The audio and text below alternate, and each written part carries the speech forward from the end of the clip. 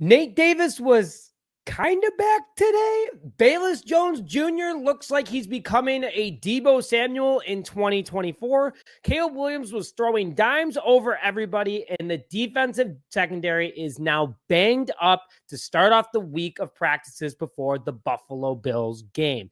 And a roster move to sign a free agent could be in the works right now based off of DJ Moore's new contract restructure for 2024. But hey, happy first Tuesday of Hard Knocks for the Chicago Bears for all those who celebrate, which we'll be having a live stream after tonight's episode, so make sure you stay tuned for that. But hello, everyone, and welcome back to this episode of Just Another Year Chicago Bears. My name is Nick Brody, and as always, thank you for tuning in.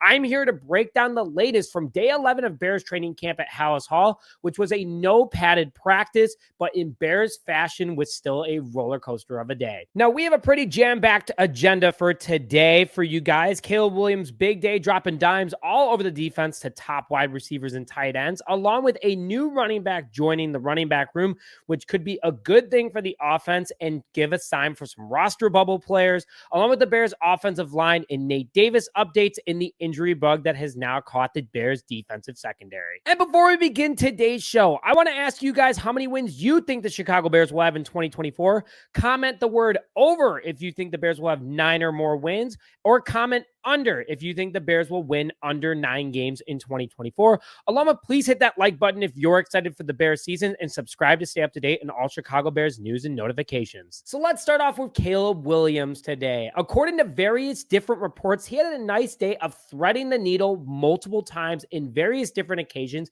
and was the king of the 2-minute drill today. He completed various different red zone targets to such as Keenan Allen, DJ Moore, and even Gerald Everett to move the ball and have a nice couple of touchdowns. Along with that, he looked very comfortable today and had much improved footwork. Not saying he had bad footwork before, but people said he looked like a true NFL quarterback today. And during the 2-minute drill, according to Zach Pearson, he was able to move the ball down the field very well to get a couple of different field goals, which is what coaches wanted. DJ Moore and Gerald Everett were his big 2-minute offense targets, according to Zach Pearson. And he even picked up a few first downs with his legs, getting more comfortable taking the ball outside of the pocket and taking it himself. Both in the 2-minute drills, the Bears coaches wanted the Bears to kick field goals in this situation, just situational type stuff. It's not like they wanted it to for sure happen. 7 over 3 points any day of the week and twice on Sunday. But it was a good thing for Cairo Santos because it was super windy at Hallis Hall today, and he went 2 for 2, hitting a 48-yarder and a 51-yarder. Which, by the way, is super impressive. Good to see Santos is back and in good health. But overall, Caleb Williams had himself a very nice day today, looking more comfortable in this offense and understanding this playbook even more. Now, going to the overall offense, starting with the wide receivers, there was a few nice grabs today by Keenan Allen, DJ Moore, and even Roman Dunze, according to 79th in Hallis. But then, along with DJ Moore getting some nice over-the-shoulder catches, according to Zach Pearson, this is where things get very interesting with the DJ Moore contract situation. Not only that, the Bears converted his entire salary for 2024 into a signing bonus.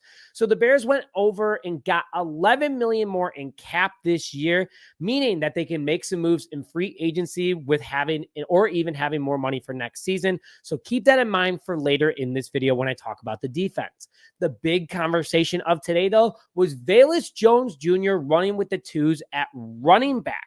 The third-year wide receiver out of Tennessee and POLES' first wide receiver taken while being the Bears general manager in the draft, played a lot of action in running back before and has had quite success there, to be honest with you guys.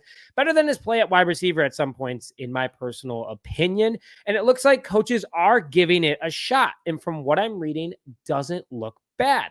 And why is this a big situation for the Chicago Bears? Because they have Colin Johnson, who is fighting for a roster spot at the moment and had a big game in the Hall of Fame game this past week, along with having a really good camp. Coaches are trying to figure out how to keep him on the active roster so they don't potentially put him on the practice squad and another team can snag him, but also very effectively use their roster spots as you only get 53. Well, the Bears actually have 54 because Torrey Taylor is an international player. Shout out to Ryan Poles for that, for talking to the NFL and making that happen. But overall, let's go into Velus Jones Jr. in that running back room real quick. Because now that he enters the room, it gets very packed. You have DeAndre Swift, Khalil Herbert, Sean Johnson, Travis Homer, Velus Jones Jr., and Ian Wheeler currently fighting to make what usually is a 4 running back room for the Chicago Bears. And this is where it gets interesting. Travis Homer is mainly a special teams guy, not really known for being a good running back for the Chicago Bears. And he also only has 1 year left on his contract. You cut him, you get some money back. Not a lot, but you get some more back. Ian Wheeler will likely be a practice squad guy, though he has been fun to watch. So you still have DeAndre Swift, Khalil Herbert, and Rashawn Johnson. You move Velus Jones Jr. into that final running back spot. Homer becomes likely the next on the list of getting cut because we have a ton of DBs that can play special teams, and we brought in multiple strictly special teamers as well this offseason. So things are getting juicy as the roster starts getting shaken up. So just think about that as you guys continue to watch through different highlights and news about the Chicago Bears.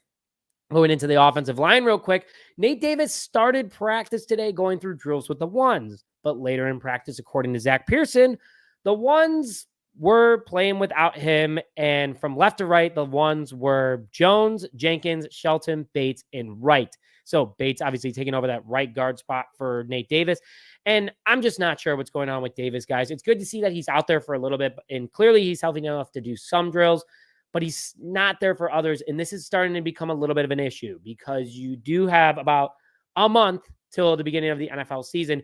You've already wasted 2 weeks working with the ones, running through drills, getting to know each other, who works, what doesn't, shaking off the rust. He really hasn't been out there enough for me. And he was on the bikes and looked like he was in good spirits, according to reports, but still, we need this guy in camp to be out there now. And I know I just did a video on potentially cutting Nate Davis or not. Starting to get a little frustrated, but I'm wishing well, and I'm looking at it as a glass half full that he did participate in practice today. Nothing really big from the tight end room, by the way, guys, but overall, it's good that the offensive line was in somewhat of a good health, but let's hope that Davis is out there tomorrow and it's padded practice as well. So a quick pause today from today's rundown before I get into the defense and the injury bug is I am here to talk about this new hat that I've been rocking from Tally Brand Company, the Crown of Chi-Town. Premium crafted products for fans to wear that's just different enough to make you stand out in a crowd. And whether it's breaking news, insider tips, or great products, I'm always looking to bring a little extra to you guys. Well, Tally Brand Product has set up an exclusive offer with us using code JJAY at checkout. Website is in the description to snag free shipping plus $5 off your first order. It's a perfect way to get a head start of your game day style right before the season. Now, shifting gears back to the Chicago Bears. From a defensive line perspective for the Chicago Bears today, Javon Dexter Sr. continues to practice at camp according to scouts and is really going full steam ahead and making it tough for the interior offensive line to maintain him. Along with Austin Booker continues to live off that hype that he had in the Hall of Fame game, looking really good in camp and making some nice plays. Even though it wasn't padded today, he still is getting into the backfield. Now, what you guys probably want to hear more about is that free agent comment that I made, especially going off DJ Moore's contract situation. Well, according to Albert Breer, an NBC journalist, he reported that the Bears are actively shopping in free agency right now, specifically for an edge. This leads to a lot of different various options, which stay tuned for tomorrow's episode. I have a special guest coming on to break down the best edge options for the Chicago Bears that are still available in the market. But the defensive line could be getting some much needed depth before the season begins. So make sure you guys stay tuned for that. POLES is cooking something up. I can smell it right now. But overall, the group is staying very healthy and things are looking good so far from a defensive line perspective. From a defensive back perspective, though, not so good. A lot of injuries to start off the week, but I'm not looking at it too negatively right now because it does give the second string guys some options right now to show coaches what they got.